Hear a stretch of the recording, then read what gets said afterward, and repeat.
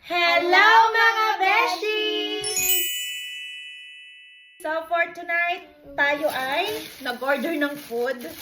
Kasi alam niyo ba, fiesta ngayon sa Barangay Matipok, taga doon ang Daddy Tamben. Eh syempre nakakatakam yung mga puchero, menudo.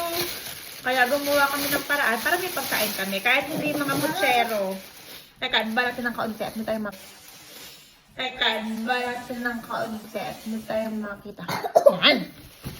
Mama, what? Oh my God. That's the sauce. Ipakita natin sa kanila kung ano yung ating food. Okay. So, ang ating first ay fried rice with chicken balls and sweet and sour. Ay, mali. Sorry. This is fried rice and shrimp and sweet and sour pork. And of course, ang favorite ng dalawang bata, fried rice with chicken balls and chicken wings. So, let's eat mga beshi. Kuha lang kami ng plate kasi ang dami nito. What is this? Mama, ano to?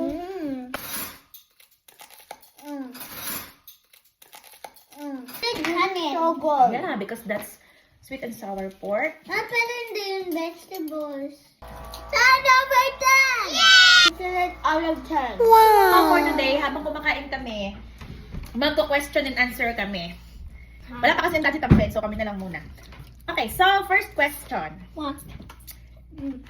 Ano yung pinaka-favorite nyo dito sa Canada? Yung bakit nyo nagustuhan ng Canada? Ang sarap ng food nila. Masarap ang food. Dahil naman ang food natin na. And they're so kind. Kind? Who? The people? Tapos, because I have friends. You have friends? Bakit? Sa Philippines mo wala kang friends?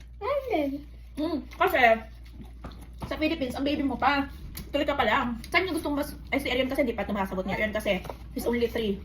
Nung umalis tayo sa Philippines. Si Kuya Arten. Saan mo mas gustong Mama, can you Mag-school. order this? based on your experience, saan mo gustong mag-school? Here in Canada or in Philippines? Canada. Why? Because the teacher is kind. Why? Hindi ba kayo ng teacher sa Canada sa Philippines? Cut out na lang po natin. This is the sweet and sour pork.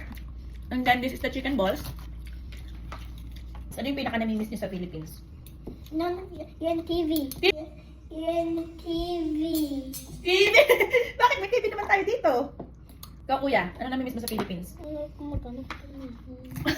Ayaw na niya sumagot kasi gutom na siya. Di ba ganun na mga nagmumukbang habang kumakain, nagsasalita. I don't like Sige, kumain ka muna para may energy ka. Bakit hindi na kayo nagpopo at opo? Because we forgot.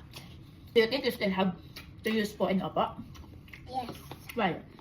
Alam niyo ba kung para saan ang po at opo? Bakit ang mga Pilipino ay nagsasabi ng po at opo? That's to show respect. I was gonna say that. Oh, you're about to say that. Oh, I'm sorry.